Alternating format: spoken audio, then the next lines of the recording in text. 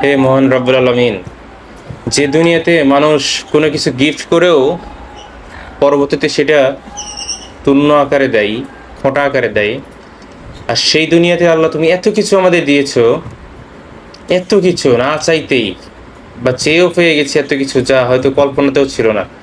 তারপরেও আল্লাহ তোমার ইবাদত করতে পারি নাই, তোমার গুণগান করতে পারি নাই। তারপর আল্লাহ তুমি এই নাফরমানি মাদ্দা দিয়ে তুমি ধ্বংস করো নাই। তোমার কি মহিমা, তোমার কি ভালোবাসা। আল্লাহ তুমি আমাকে অনেক কিছু দিয়েছো এই ছোট্ট জীবনে। আল্লাহ আমি তার জন্য হাজার হাজার শুকরিয়া জ্ঞাপন করি। হয়তো আমার জীবনে আর চাওয়ার কিছু নেই, পাওয়ার কিছু নেই, একটি চাওয়া আছে, সেটা যেন আমি মৃত্যুর আগে দেখে যেতে পারি। আল্লাহ আল্লাহ তুমি আমাকে সেই ধৈর্য দাও, শক্তি দাও। আল্লাহ তুমি আমাকে আরও আরও তোমার পথে ফিরে আনার তৌফিক দান করো। আলহামদুলিল্লাহ, তুমি আমাকে যা দিয়েছো তার শুকরিয়া আমি কোনোভাবেই শেষ করতে পারবো না। আল্লাহ এইভাবেই আমার পাশে থেকো, যেমনটা পিছনে ছিলে তেমনটার সামনে।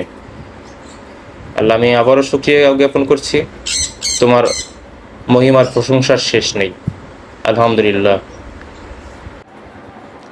হে মহান রব্বুল আলামিন, যে দুনিয়াতে মানুষ কোনো কিছু গিফট করেও পরবর্তীতে সেটা তুল্য আকারে দেয়, খোঁটা আকারে দেয়, আর সেই দুনিয়াতে আল্লাহ তুমি এত কিছু আমাদের দিয়েছো, এত কিছু না চাইতেই বা চেয়েও পেয়ে গেছি, এত কিছু যা হয়তো কল্পনাতেও ছিল না। তারপরেও আল্লাহ তোমার ইবাদত করতে পারি নাই, তোমার গুণগান করতে পারি নাই। তারপর আল্লাহ তুমি এই নাফরমানি মাদ্দা দিয়ে তুমি ধ্বংস করো নাই। তোমার কি মহিমা, তোমার কি ভালোবাসা।